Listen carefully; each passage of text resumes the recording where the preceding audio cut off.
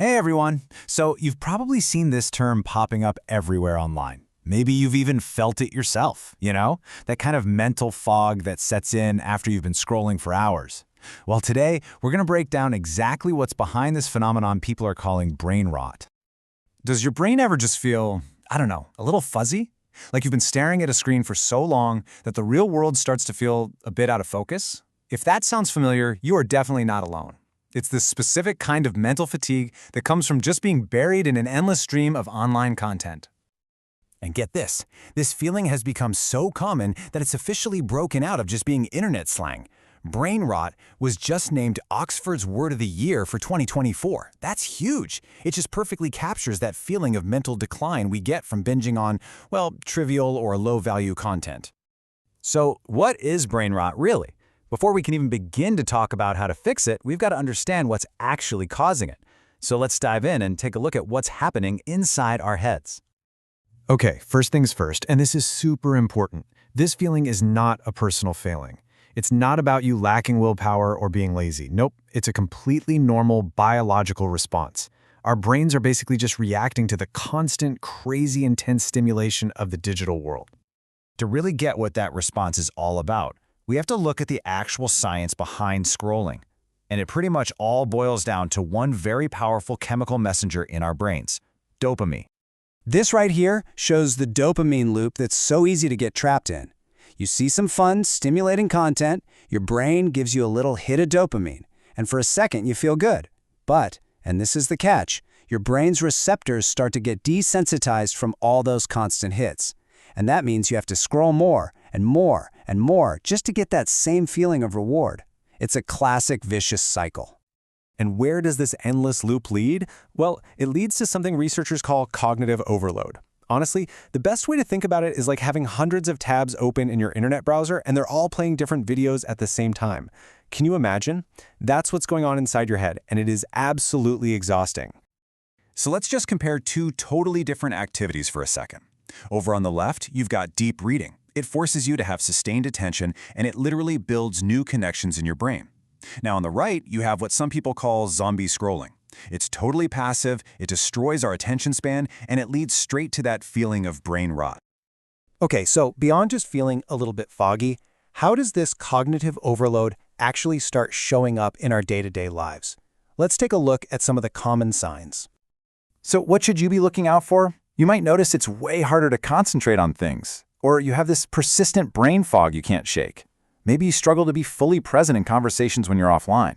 These are all little signals that your brain is just overloaded from all the digital noise. And let's be super clear, this is not some niche problem affecting a few people.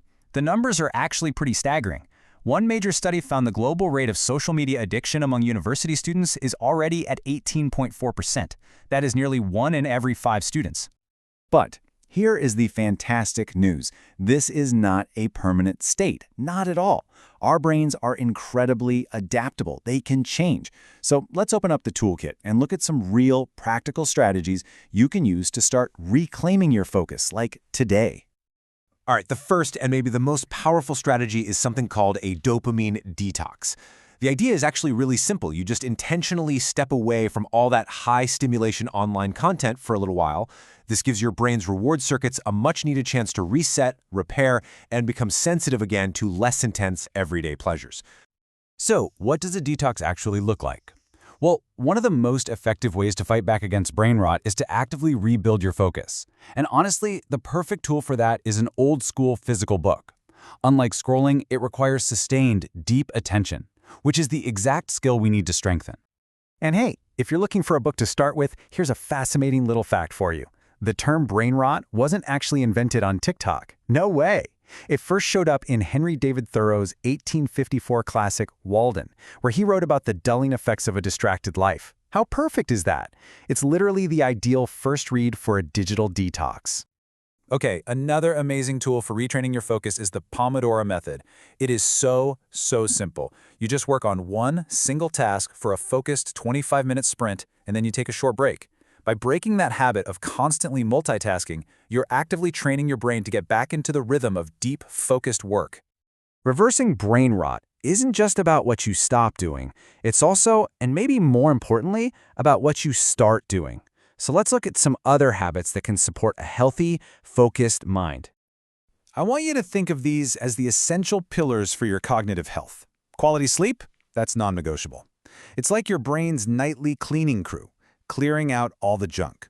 But things like exercise, reading, and real face-to-face social time are just as crucial for building a really resilient mind. You know, the main takeaway here is to replace that passive consumption with active engagement. Learn an instrument, cook something new, spend time in nature, get creative. These activities don't just fill your time, they're actively building new neural pathways, and they're fundamental to your overall well-being. So after all that, it really just comes down to this one question. You don't have to completely overhaul your entire life overnight. Just think, what is one small, achievable step you can take this week? Maybe it's just reading for 20 minutes before bed, or going for one walk without your phone. The power to reset your brain is totally in your hands.